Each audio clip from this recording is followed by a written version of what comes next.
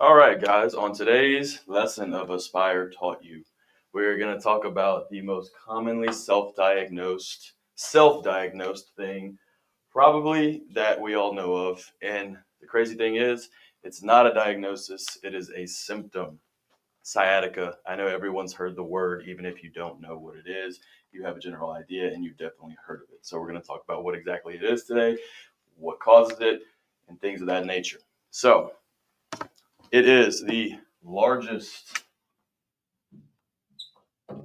sciatic nerve is the largest nerve in the entire body. Relatively speaking, you can look at your pinky. It's probably the width of your pinky. So it's a pretty big nerve to say the least, which is why it causes people a lot of pain, right? So what does it do and where does it travel? Right here we have a low back, the lumbar spine. Here is your sacrum, and then you have your little tailbone down there, as most would call it. So you have these nerve roots. They come out between L4 and L5, L5, and you got S1, S2, and S3 right there. All these branches join to form the sciatic nerve. Sciatic nerve travels down your leg, travels down both legs. Typically, the pain is going to be one-sided. It's not guaranteed, but most of the time it's going to be one-sided. It's going to typically stop at the knee because that's where it branches into the tibial nerve and the common peroneal nerve. All right, and right here we have, that's your piriformis muscle. It is a muscle in your butt. There's multiple, but that is one of them. Sciatic nerve travels just underneath that piriformis muscle and through the greater sciatic foramen, exits the pelvis, goes down your leg. All right, why is the sciatic nerve significant and what causes it? The most common cause is going to be disc herniations, number one common cause. So here we go. Here is a disc. Everyone has them. In between each of these levels, you have a disc, right?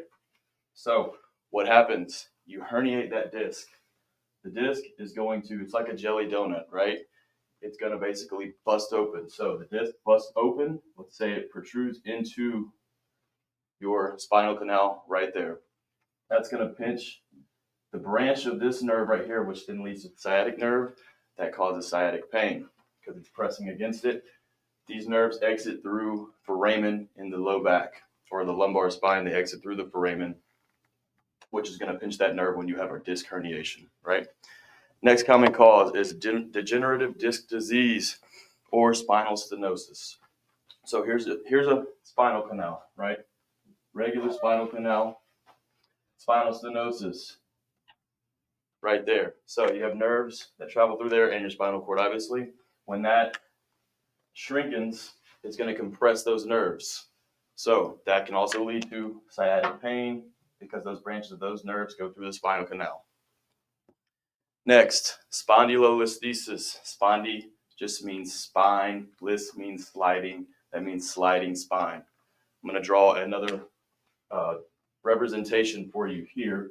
So let's say this is L4, just like that. And then let's say this is L5.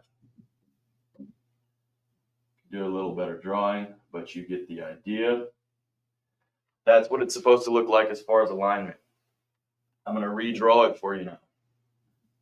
Here's L4. Here's L5. No, yours is not going to be that drastic. This is for example purposes, but L5 has slid forward or it can slide back. It's not perfectly in line with L4 like it is here, how it's supposed to be. Why is that significant? Because if L5 right here, just like right here, slides this way, what's it going to do? It's going to pinch those nerves. Just like this disc herniation did, that's going to pinch those nerves as well, causing sciatic pain. All right, next one, we go to piriformis syndrome. We already talked about the piriformis muscle. It's right there. Sciatic nerve goes directly underneath, sometimes even through the piriformis muscle. So if that piriformis muscle is tightened up, contracted, what's going to happen? It's going to squeeze that sciatic nerve or pinch that sciatic nerve causing the numbness, tingling sensation down your leg. So how do we fix that? We can do, obviously, chiropractic adjustments to fix this sliding spine right here, or this spondy, realign it, unpinch the nerve, uncompress the sciatic nerve, piriformis muscle. We can do muscle work on it. We can stretch it. We can do adjustments as well, obviously, to realign the hips. And then some risk factors. What can cause these things, right? Obviously, degenerative disc disease. What I demonstrated here, that's going to be from old age. As you get older, your discs start to degenerate, or your vertebrae get closer together, if that makes more sense for you. What's that going to do? That's going to cause those disc herniations. That's going to cause you to pinch your sciatic nerve. Next, your job. So if you do a lot of heavy lifting, bending over, things of that nature, that can cause a disc herniation. That's another cause of sciatic pain. Sitting a lot. If you're sitting a lot, you're sitting on that piriformis muscle constantly. The piriformis muscle is going to tighten up. A lot of cases we see, truck drivers or any guys that ride in a car for a long time, they put that wallet in their back pocket. They sit on it for an extended period of time, sometimes hours. That is compressing sciatic nerve, causing sciatic pain. Call it back pocket wallet. Next, obesity. Obesity leads to a lot of pain. It's going to add stress on your spine. It's going to add stress on all of your joints. It's going to do everything. But adding stress on your spine is going to compress those discs as well, leading to sciatic pain. It's going to compress the sciatic nerve.